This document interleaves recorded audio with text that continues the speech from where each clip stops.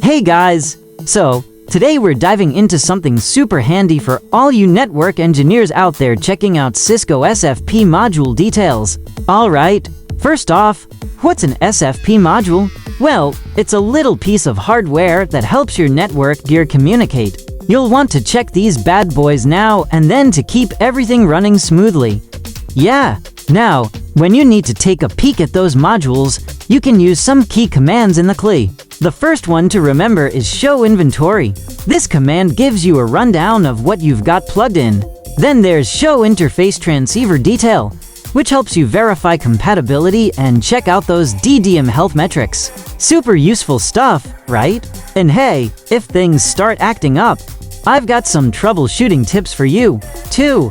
It's all about making sure your optical performance is on point and your network stays stable. So, remember to keep an eye on those SFP modules, follow best practices, and you'll be golden. That's it for today. Catch you later.